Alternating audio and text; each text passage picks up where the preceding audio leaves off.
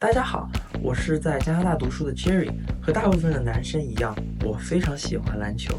NBA 的球星库里就是我的偶像，我也是学校篮球校队的活跃分子，所以我想用这个账号，用我的镜头记录一下我身边每一个和篮球有关的人和故事，带大家一起来看这个精彩的篮球世界。这一期我采访到的是我们高中学校的篮球教练 Mr. Kilmer。So, hi, Mr. Kilmer. Thank you for having me, Jerry. So, first, I would like to talk about what inspired you to become a basketball coach in the first place when you decided, this career to become a basketball coach. Well, first, for me, it was my phys ed teacher in grades 6, 7, and 8 that inspired me to be a phys ed teacher. And I've known I wanted to do this career since grade 7 because of that. He was also the first one to introduce me to volleyball, but it was really those pivotal years in middle school that prompted me to do what I do now. Really nice. So, can you describe a short journey of? I've always been more about the relationship and instruction during the games. Yeah. So I think for me, my journey of becoming the coach that I am today is because of the lessons I learned from coaches I had growing up through sport.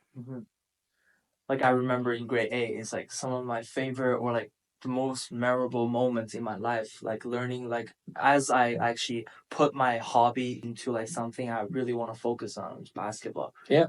所以一个好的启蒙老师，还有经历中那些 lessons， 都是让喜欢一个爱好变为 career 的重要因素。Yeah, first and foremost, it has to be about fun. The reason that kids are playing sport is that they're having fun, they're there with friends, and they're there to learn from each other. I think if you take away the fun aspect of play, leadership in sport is really important.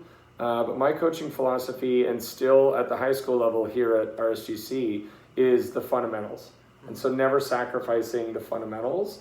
But when you're having fun and you can teach them plays and things to stay organized, keeping it simple. I want them to know that I care about how they're learning when they're learning as a student athlete.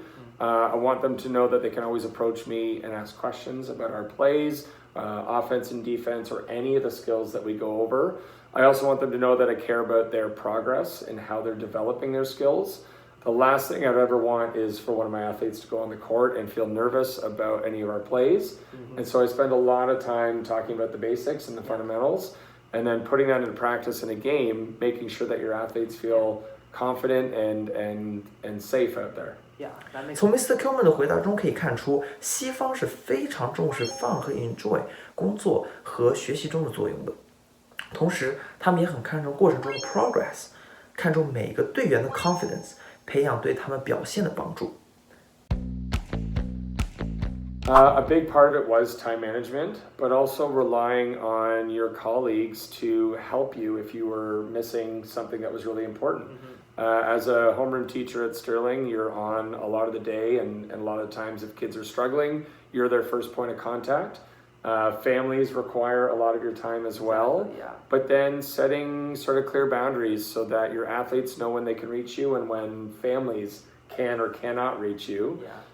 So as a student athlete growing up and playing university and overseas, you simply can't do everything. And so once you realize that you prioritize, your health and your family and your friends, and you need to sacrifice and learn what about sacrifice, it's okay to let things go. 谢谢观看这一期 Jerry 球社，下一期我们会采访谁呢？请敬请期待。